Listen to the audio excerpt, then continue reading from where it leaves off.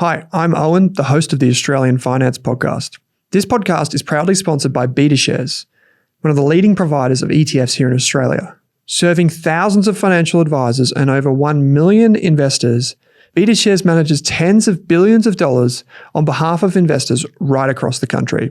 I'm proud to partner with BetaShares on the Australian Finance Podcast, Australia's premier financial podcast, because there is great alignment in the long-term philosophy shared by both businesses. I hope you enjoyed this episode of the Australian Finance Podcast. Welcome to this episode of the Australian Finance Podcast. I'm Gemma Mitchell, and today I'm joined by Ana from Pearler. So Ana is a two-time author. She's written Kids Ain't Cheap and How Not to Work Forever. She's also the co-host of Get Rich Slow Club. You got a bit on, Ana. Yeah. I'm glad you made time for us.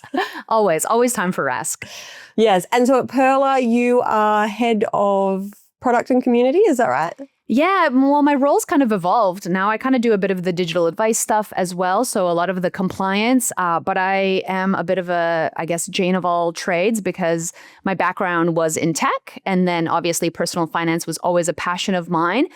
And when Pearler reached out to me, Nick, who's the CEO, said, hey, you're talking about finance online, but you have a tech background. It would be amazing if we can chat. And my love of FIRE, Financial Independence, Retire Early, and also the mission of Pearler really kind of work together. So it was a great fit. And my role there has also evolved over time as well. A lot of it was within product, then it's evolved to community and content. And now I'm doing a bit of digital advice in terms of compliance, which is always a fun new topic for me as well. Sounds like a great fit. I think we were chatting just before we hit record. We have probably very similar patchy jobs so I'm with Rask. I'm like bit of compliance. I do the podcast. I jump into advice. I just do wear all these different hats, but I absolutely love it. So before we get started, so this episode, we are talking all about raising money smart kids, investing for kids, and just, how parents can really add so much value in their children's lives when it comes to money and investing and all these different things. But as always, before we jump into the episode, I want to do our general advice disclaimer. So anytime that we talk about finances, today we might talk about different products, different investments, structures, all these types of things. This is for information, education purposes only. Think of it as entertainment. It's to inspire you to go and get advice or have a look into things that's going to be right for you. We don't know your needs, goals, and objectives. So really important. This is general in nature, and we want you to always do your own research first. And we are talking to Ana from Pearler. Pearler is a long-term partner of the show, friend of the show. They do a lot of sponsorship and we absolutely love them. So big disclaimer that, Pearler's one of our really good sponsors. And we do actually have a link in the show notes for if you're not already using Pearler, you can go and check out. We've got a code in there for you to get started. So let's jump into it. So Ana, you wrote the book Kids Aren't Cheap. You wrote How Not to Work Forever, which is about investing and financial freedom and you're all about FIRE, as we just heard. Tell us, investing for kids, how important is this, and when should we be kind of considering this? Yeah, kids pick up money talk all the time. So I think by the age of 7, they already have a basic understanding of budgeting, of delayed gratification, of how money is being used. So anything that you're talking about prior to that age, they're picking up. So that if they hear you say something like, we can't afford that, it's too expensive, they're going to pick up those money ideas and beliefs. And anyone who's probably listened to this podcast knows that talking about your money beliefs, some of your limiting beliefs, often come from your childhood and the way that your parents or your family talked about money. So it's never too late to start talking about money. If you have older kids, they might be further on in their journey. They might actually have some cash that they're looking at or thinking about how to spend it. And it is our role as parents to kind of help and guide them. Let them make those mistakes, learn along the way, but we are there as their kind of touch point in terms of learning about money and investing and finance. So that all kind of starts from a young age, but they're basically skills that they're going to learn and need for the rest of their life as well. Exactly. And you're so right. Like they're little sponges. Even if you don't think they are hearing conversations that you're having, they are always picking up on different things. And it's so important to have those age appropriate conversations. But this literally reminds me of one of my best friends has a 5-year-old. And so he's just started playing, is it Roblox or whatever that game is. And so they've got Robux that you can buy stuff with. So he is just obsessed at the moment with how much does it cost to buy that. So he was like in my car the other day and he's like, how much to buy this car? Is it one? And he was like 1 million and some random number. And I was like, not quite, mate. And he's just like, how much will we buy this house? And it's just so cute to hear his like language and his little brain's just always thinking like, and I said to my friend Loz, why is he always asking how much it is to buy something? And she's like, it's from that game because to get to different levels, you have to buy stuff. So even if you're not having conversations, they're picking it up in different areas as well. It was so interesting. I was like, it's crazy. And especially because it's digital, right? This is very different than maybe when we were growing up where you would have cash in hand. You would have coins, you would have notes, and you actually felt the emotional feelings of when you had to pay for something like, oh, I saved that up and now it's gone, but I've got this other thing. So is it worth it?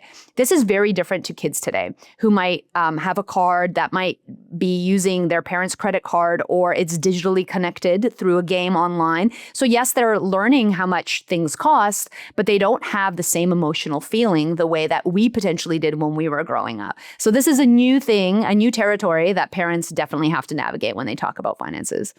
Oh, absolutely. Like I'll say to the kids, even now, like, oh no, we're not getting that because we're prioritizing whatever. And they'll say, just put it on credit, just tap your credit card. And I'm like, it's still money. Like, and I'm like, oh, have I failed my kids already? But yeah, it's just constant conversations because they do forget because they don't have that attachment with it. But you were saying earlier, the things that we say.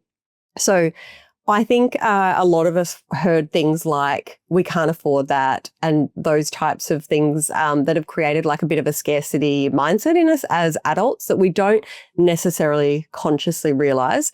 But I find myself doing it with my kids now as well. Like if I'm in a rush in the supermarket, I'll just be like, no, put it back, we can't afford it. And then I have to stop and go, we can actually afford it. Remember, we just spent $100 at Time Zone, for 5 minutes of fun. Remember, we're going here and we're prioritizing this. So it's not about like rewriting your money mindset and your language and things. It's just like, you don't have to rewrite it overnight. You just have to be more aware of it and try to kind of pick up those healthier habits. But yeah, even me who does this all day, every day and knows the impacts that these types of things, it's my go-to. I just want them to stop asking. So I'll be like, can't afford it. Yes, we can. So what are some things that you think are really good age-appropriate things to be talking to kids about? Yeah, it depends on what age they are. So when they're younger, talking about numeracy, about coins, playing with them so that they understand that money can be transactional. It can also open opportunities. Taking them shopping with you, talking about the differences of cost. This is this many liters for this many dollars versus something else. So bringing them on the journey. As they get older, even tasking them with certain things, like, can you get us a better energy bill? Like, can you shop around? What are some of the discounts? How much money can you save? And gamifying some of that. I know gamifying is sometimes like a horrible word when you're talking about kids. People don't want to feel that way, but kids want to learn. They want to get excited about something. And it is quite rewarding when they can actually save money and include them as part of that household. So a big thing is just communication, talking. So in the same way that you're going to the shops and you're having that conversation on the spot, sometimes it's even good to have that conversation before you get in. You're in the car, you're on the way to the shops and be like, hey, listen, I know we're going to be tempted by a lot of yummy things, but what is our family goal? Our family goal is we want to take a holiday in the new year and it's going to cost a bunch of money. So we have to pick and choose what our priority is. If you don't want to go on that trip, then we can buy those things, just framing it in a way where it's consistent because it's not a one-time conversation. It's not like, now we're going to talk about money, in the way that people talk about, now we're going to talk about the birds and the bees. This is the one conversation. It's like, no, it's a continuous conversation that evolves from age to age. So you're starting with the building blocks in the beginning of having those conversations. And as they get older, you might actually give them access to money. They might get money, birthday money, and they have to make those decisions as well. So you are the parent who's going to say, hey, what do you want to save? What do you want to spend? What do you want to give? What do you want to invest for your future? And those are kind of the 4 things that you potentially want to focus on. And your child is going to make financial mistakes. And you are going to cringe. And you're going to say, why did they buy that Pokemon or those candy when we've been talking about saving up for a bike or whatever that might be? But that is part of learning. We mainly learn from the mistakes and the failures that we have. I'm sure you can name a bunch of things that you're like, oh, why did I do that? Cringe. That was such a horrible financial mistake that I made. But you will never do it again. And that is the same thing with our kids. We need them to fail. We need them to try new things. We need them to have the autonomy to make those decisions because we are setting them up for adulthood. And once they go out, we want them to understand how they would navigate debt, how they would navigate their paycheck, where they would put it, how they would spend it. And so this is kind of like the trial time, right? Mm-hmm. Yeah, absolutely. I think that's so important. And like what you said, I love that you talked about like a family goal and talking to them about kind of gamifying things. I can imagine when my kids are older, having a conversation with them and being like, right, if we can save X amount on our bills, what will we do with that money? And then it'll be like, maybe we go on a weekend away or we go do something, and they'll be a little bit more involved with, well, which bill are we going to look at now? I can totally see. So my kids are only 9 and 11, but I could see that would be something very soon that they will be quite interested in. Yeah, but my kids are younger too. So I'm thinking about how to navigate that as well. But even those conversations now, like we have family in Canada, that's a goal of ours. Like we want to travel every year. And in order to travel every year, there are domestic trips that we can't do or road trips that we would potentially want to do, but that's the give and take. And they know that as well. So it's a smaller thing, but it's like, hey, if you want to see your cousins, this is what we're going to have to do. Yeah. Yeah. So what is your stance on pocket money? This is very topical because I have recently done a backflip on my stance on pocket money. So I would love to know yay or nay. Do you have pocket money in your house? My answer is very controversial. You do you. Yeah. Because that's honestly what it is. Personal finance is personal. And there are 2 flip sides of it, right? One side is you want your child to know the value of money. You want to pay them so that they understand that they're doing things and they're getting money for it. But then the flip side is we have to do family chores. And I don't want to pay my child because this is part of the family chores. And I don't want them to think that they are going to get paid every time they make their bed or take the garbage out. Yes. Your children might be motivated for completely different reasons than my children might be. So finding a balance is really good. One of the things that we kind of do in our house is we do kindness marbles. So if you're doing kind things and you're helping out, you get marbles. And once it kind of gets to the top, you might have a yes day or you have money that you can spend. So it is more about helping the household, doing good things instead of it being directly connected to finances. Although money will be part of the reward because we're doing things and we're spending money. But there are different ways that you can think about finances in that way. And so I guess my very controversial answer is it really depends on your family and your kids. Yeah, I love the idea of kindness marbles. That is so good.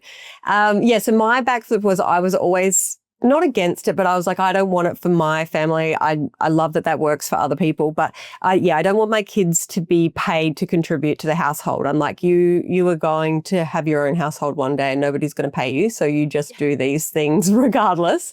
But I have recently done a backflip, and it's not linked to chores or anything. It's just, okay, well, you can now have a set amount of money, because I was talking to my ex-husband. We always make sure we're on the same page with whatever we're going to do. So it's, again, it goes through both households, the exact same rules. And we were like, every time we go to the shop or something, we end up buying something for them or spending something. So what if we just gave, I think it's $10 a fortnight each. So $10 a week they get, which might be a little bit high. maybe it's, anyway. A lot of people do it by the age, right? So $9, like Yeah, as an example. So they just get the same amount, because my ex was just like, we would spend way more than that. Like every time they want to add money to their Minecraft game or their Roblox or Blocks or whatever. So he was like, why don't we just try it? And then it's their money. So we got them debit cards, and Nice. my daughter's attitude to money has completely changed. So she would love to go to the shops and get a bubble tea, and she'd get her nails done, which is like $10, just paint her nails. And now I'm like, okay, well, use your card. And she's just like, oh no, I wouldn't spend my money on that. I'll do my nails at home. yeah. She's just like, oh, I don't want to do it if it's my money. And I'm like, okay, cool. So it has totally changed the way that they approach money. Not so much for my son, who's just like, whatever, if it's there, I'll spend it. But she's very much like, can already like prioritize what's more important to her. So, but yeah, I think it's at a good age. So 9 and 11 that we've kind of considered, actually, like, let's give it a shot. But yeah, not tied to chores or anything at all. Like if you live in this house, you do stuff. And that's okay too, right? Like some people are like, it has to be tied to chores because they need to like put in the effort. And other people are like, no, I'm just going to give the money. And again, your daughter might learn different lessons than your son, right? Like our kids are different. What motivates them is different. The way they think about money is different. So, we might have a conversation in a year or 2 years time, and you might say, hey, listen, it's working this way, but I've adjusted it. It will always evolve. Okay. This is like your budget, how you manage your cash flow, how you invest. We're always tweaking things as adults until we find the right fit, or as our situation evolves. And just like your conversations with kids, the way you approach money in your household has to always. So we went through a little bit earlier, some practical lessons about teachable moments, saving for different things, groceries, and we went through the jars. So this is something that I tried to introduce to my kids, the savings jars. And I think we did 3. We did save, spend, give, but I think I was way too early. Like I think if I did that probably now, it would resonate more, but I think I introduced it way too early. Tell us a bit about how that works and how you introduce jars. You mentioned 4 before. Like, what can people be thinking about if they're trying to kind of implement something like this at home? Yeah. And to your point, sometimes you start early and they kind of get it or they don't. And you might want to reintroduce it again at a later stage. So it depends. So like you said, they're often save, spend, give. I like to also include invest. So it's more of that long-term growth because it kind of then amplifies that delayed gratification. And some kids are good at delayed gratification. You give them 2 cookies and you give them 1 cookie, you say you'll give them the other one, they'll wait. Other kids are not that way. So we have to kind of train and teach them about that. So there are ways that you can say, hey, this is the money you get. Let's say it's $10 a week, divvy it up between those different buckets. Potentially, if you put it in the invest one, I will double it at the end of the month, or whenever that might be, so that they can see how compound interest works. Now, compound interest is hard for us to grasp in our adult stage unless you're using an online calculator. And it's hard for kids as well. But if they get just the basic idea of my money grows somehow my money grows if I do this thing and I don't touch it, that is already an amazing lesson that you can teach your kid. And similarly, talking to them about debt when they're maybe a bit older, that compounding also works the same way. So be very mindful and careful of that. And this is where, when your kids are older, you can then have conversations about houses and mortgages and how that also compounds in terms of debt as well. So they can think about everything holistically at the right time of their life. So the jars is a really great teachable moment. It's visual. Again, it's not like a card. They can kind of see it. And when they get birthday money or holiday, Christmas money or whatever it might be, they can then also decide how to divvy that up. If you're connecting it to goals, for example, so I'm saving for something that is more short term, whether it's a toy, a bike, and an item, a getaway, whatever that might be, that also gives them something to look forward to, because it's really hard to just save for no reason. So you can actually talk to your kids, like, what is your why? We talk about why in finance so much. Like, what's my why? My why is, spending time with my family, having the means, having financial independence. What is their why? Their why is very different. And unless we spend the time to ask them and understand what they feel passionate about, we won't know. Because it might be, hey, I'm saving for a bike, but what does that bike mean for you? That might mean independence for them. That might mean that they can go ride with their friends or get better at doing tricks at the skate park. Or maybe that means, hey, if I have a bike, then I can go for bike rides with my parents because I actually want to spend more time with them. So actually digging deep into understanding their why is going to make you feel more connected, but also help you guide them in their financial journey. And I think having that conversation will also help them realize that there is more to why they want the things they want, because they're not going to automatically know, because this is my value. So the more you drill down into it to understand them, they're going to start understanding their decision-making process as well and be able to attach values and deeper connection to their goals. So I absolutely love that. And like you said before, it just all comes back to communication. I've always had a hard and fast rule for my kids, which I am considering if this is healthy. But since the day they were born, if any money flows into their life, so birthday, gifts, like whatever, if any money comes into their life, 50% went into their share fund, and they have a substantial amount now. And we always talk to them about it. Do they know about it? Yeah. Okay, cool. Yes. Yeah, they know about it. Because my daughter said to me about a year ago, she's like, do you reckon I have enough? So she would have been like 8. Do you reckon I have enough to get an iPhone in my shares? And I'm like, oh, wow. One, you've got way more than that, but you will never buy an iPhone with your shares. And then we had to have a conversation about what it kind of looks like. But yes, they know that the money goes into shares, and shares mean that they own a little bit of the company, like different businesses. So we'll walk into Coles and I'll be like, there'll be some Coles maybe in your shares. And we talk about different things like that. But when my son was I think he was 4, he was unwrapping a present and it was just a plain white box. And he got it up near his ear and he shook it and he goes, I hope it's not shares. Oh my gosh, how good. So funny. So yes, 50% of their money has always gone into that. And it's a really substantial amount now. But now I'm starting to think, maybe I need to give them a little bit more choice over it. Sometimes they'll opt to put more in because they'll just be like, oh, I didn't have money to spend on it. But a lot of the time they're like, do I have to put 50%? So yeah, I'm getting to the stage where we'll probably have a conversation and let them decide a little bit more on what goes into their share fund, what goes into their debit card now that they've got, and what they can just spend straight away. Yeah, 50% is a great starting point. I wish my parents had that conversation, 50% you're always saving, because it's a huge percentage. If we save 50% of our income, we'd all I'd be love them to so keep well doing off. it. They get their first job at Macca's or whatever, and I would love for them to just be their mind just goes, I always save 50%.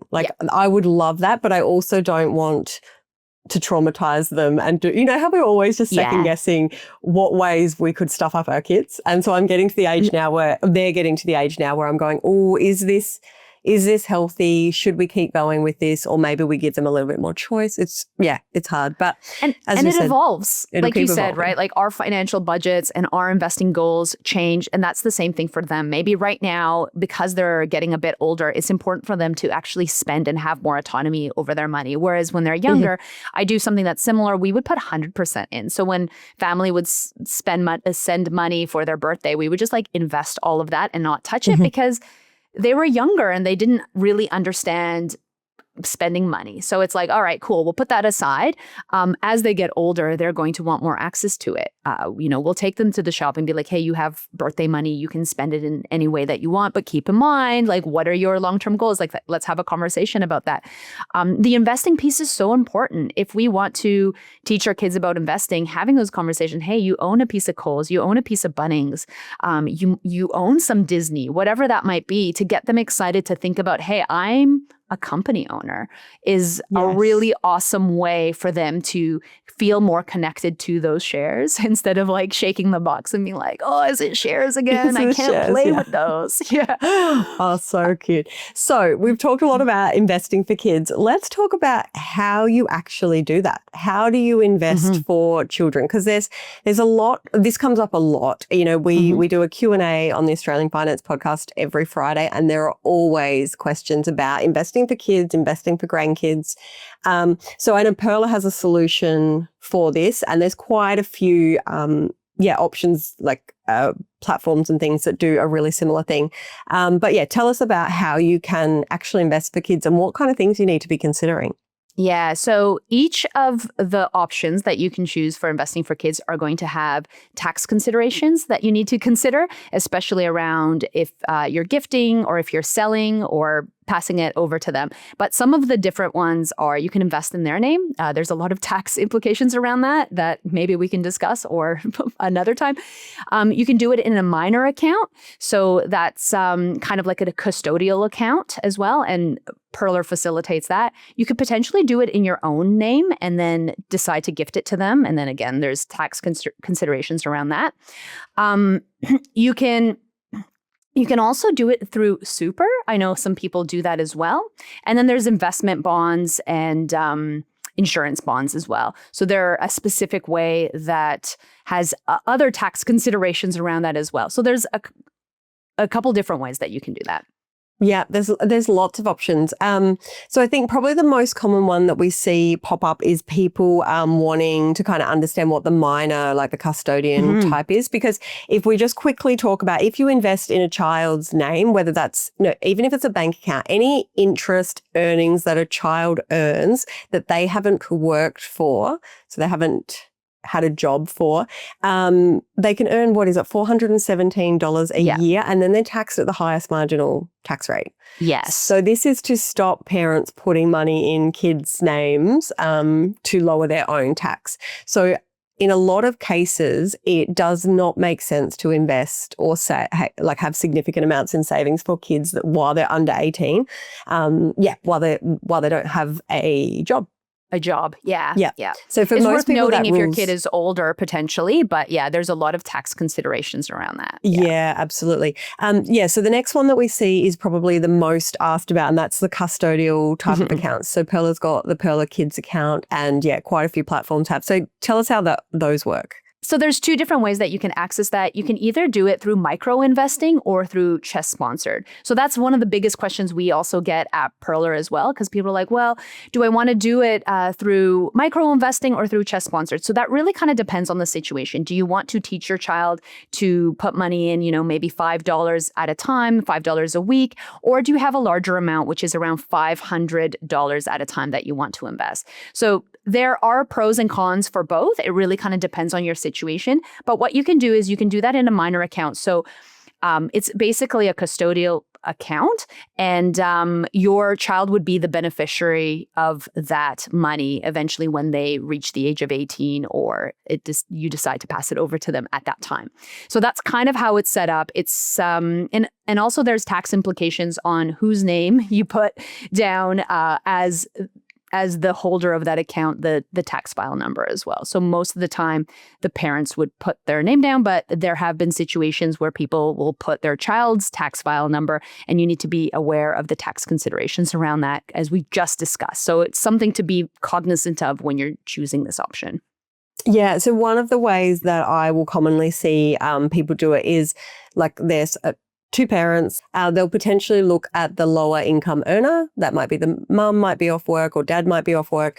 And they'll look at they being the owner of the account with the child as the beneficiary, so that when they're 18, they can transfer that money, like the ownership, to the child without having to sell down the shares and, pay capital gains tax and those types of things. So while it's building between when it started and when they transfer that to to the child owning it, the parents whose name it's in is just paying any tax that comes up along the way, as if it was just their account. But it does have that caveat on it that, yes, you can transfer it to them capital gains tax free. So I see a lot of that. I don't have that set up. I already had a family trust structure and all these kind of complicated things set up. So I've just done my kids' stuff in that. In the trust, but if I didn't that was the have other that, option that I forgot to mention. I said I knew there was 6 of them, and then oh, there's so many. But if I trust didn't is the already other have big option. that, I would have done just the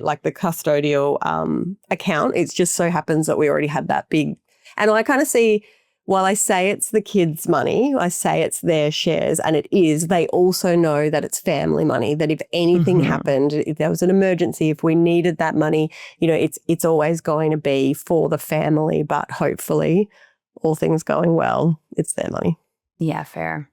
There's also another option that I hear quite a bit about, and it's one of the options that I've kind of chosen is actually just in my name. So I open a specific HIN with specific ETFs that are for the kids. So it's like a separate account for them, but it is in my name. And because my kids are little, they don't really know. I mean, they know that some money is invested, but they don't know how much or anything because we can choose to change their mind at a future date. And when the kids are older and they're making some money and they have some of their own financial ability to make choices, then we can choose a different option. But right now, it goes back to kind of having your own oxygen mask on. I love that. I say it all the time. You have to put your own oxygen mask on first. Because the first thing is we're looking out for ourselves as a family. And in order to do that, we need to think about our mortgage. We need to think about our financial well-being. We need to think about our retirement. So yes, that money is kind of pooled under my specific name, but at the same time, when we get to a point where we're ready to gift that money to the kids, that option is there. But in the case that we need to rejig things, we still have the financial ability to do so. And I hear a lot of people who want to do that as well, because you might want to use that money differently. You might not want to gift it all at once. You might want to change things in the future. And it does give some flexibility. But then, the tax considerations around that are not maybe as lucrative as some of the other options. Yeah, absolutely. And it's always a balancing act between what is the best financial thing to do from a tax perspective, from a return perspective, but then you've got to balance it with passing your sleep at night test, the flexibility that you can change your mind, change the structure because life changes. So yeah, there's always going to be what's best on a spreadsheet or a calculator and then what actually feels right. And you just want to balance it between the two. Yeah, so I love the saying, put your own oxygen mask on first. And I say it all the time. And when I'm talking to people about investing or saving for their kids, I find that people put a lot of pressure on themselves to be able to save or invest for their kids. And I want people to understand that the most important thing, the biggest gift that you can give to your kids is just to talk to them about money and give them really good knowledge. You don't actually have to save or invest for them to give them like a leg up in life. Like those conversations, those age-appropriate teachings will give them so much more of a head start in life than giving them a lump sum of money and not having any of those kind of skills. And to add to that, I would say the second most important thing you can give them is their kind of understanding that you are okay as a parent. There is nothing worse for them to get to adulthood and be like, I have to look out for mom and dad because they don't have enough in their retirement. They can't pay off their home or their renting. I have to actually now be stressed about my parents at their old age. So the best thing you can do as a parent is actually get your finances sorted and make sure that you are 100% okay. And that I think is more important than investing for your kids, which is why I get questions all the time. It's like, do you think it's ethical that I put my kids' money, birthday money, in our offset account? And I say to that, you do you. If it's going to put your family in a better financial situation, I think it's better to make those choices so that your kids aren't stressed in the future. So you do you, right? Like personal finance, totally personal, but that's the number one thing that I can do, that I think that us as parents, we need to ensure that our kids are not going to be stressed about us. Absolutely. I absolutely agree. It is so, so important. And I think if you are feeling, so in that example, like putting it in the offset, I get that question a lot as well. And I haven't thought of it that way as not ethical. That doesn't even cross my mind because I go, it's family money. But what I would probably do, and like, because I'm a spreadsheet person. So when I say, the kids' money is family money, because I put money in for them, but I've got like a bit of an idea on what's definitely theirs, what's ours, but it's all pooled. Like in that case, maybe you could be keeping a bit of a track on, well, what is actually theirs and, like all that kind of stuff. But yeah, your kids need you to be financially okay. They need a roof over their head. They need food on the table. And that's the best thing you can do for them. And those conversations are just so, so important. Like if you can pass on a healthy money mindset to your kids, they will be doing very, very well in life. Yeah, they've won the lottery in the kind of metaphorical way. Yes, absolutely. Like even, them understanding that there's other ways to make money, like compounding interest and things that, like your book says, you don't have to work forever. Like them kind of knowing that that's even a consideration as they go through life and they choose their career and study. Like that's a really valuable lesson that a lot of us don't learn until much later in life, So I think that's really important. So if we're investing for our kids, we've got our structure right, we're comfortable that it works for our family, we can fit it in the budget, the cash flow, our oxygen mask is on first, and now we've got the structure right. What do you think in terms of how you pick an investment for the kids? And what age would you maybe get them involved? Like, what are you kind of thinking with that kind of stuff? Yeah, I mean, any age, right? Like it's a conversation that's going to continue. So as we know, ETFs are a great start. They're low cost, they're diversified. You own a lot of companies. That's often a good place to start.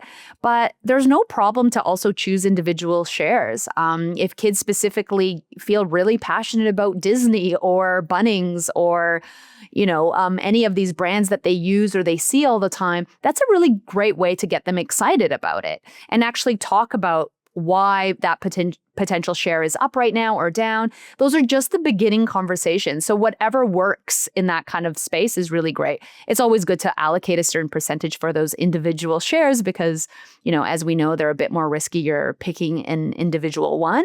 But knowing that ahead of time is always really great to get the kids involved in that. Or if they're really young, you choose them ahead of time, a potential ETF that you think is good for long-term investing, and then teach them about that as they get older as well. Being like, hey, you love Bunnings? Well, did you know that you own a piece of that? That's really fun. That's really exciting. Like my kids always yell at Bunnings when we drive by, like, hey, Bunnings. Yeah. And that's fun. That actually brings something that is hard to physically hold, like something that you see in an app or on a chart to their real life experience. So when they go to Bunnings, they feel like they're supporting those companies that they know and love. Yes, and it's a much easier teaching when they can understand that this is a physical building, we're handing over money, and when this business makes money, we actually get a little bit, because we own some of it. I totally agree. As adults, we talk a lot in finance about a core satellite approach, and you could have this with your kids. It could be that up into a certain age, they have one ETF or something that you've chosen, and that's the core. But then when they get to an age where it's appropriate to be having these conversations, it might be that they go, oh, the next lot of money that we're going to put in, do we want to pick one? Do we want some Bunnings? Do we want something like Disney why? About? What is the research that you've done that gets you excited about that company? Why do you think we should pick that company? Yeah. And then they've got the core that's such a slow, steady, stable one that you're comfortable with. And then you've got a bit of a satellite approach where you're putting some small amounts in. Owen actually, he answered one of the questions on the podcast the other day and I loved his answer. He was like, yes, we kind of like ETFs of all the rage at the moment, but to a kid, that's not very exciting. So of course you want to have some individuals in there, even if you don't think they're great, but just that's going to be a lot easier for them to learn and get excited about and be engaged with than, oh, this money just went into this big pot and it's got heaps in it, Yeah. So he made a really good point that, it's probably, there's going to be a time where you want them to be picking some things, even if you don't totally agree, you want to be having those conversations and making it a little bit more fun for them. Yeah.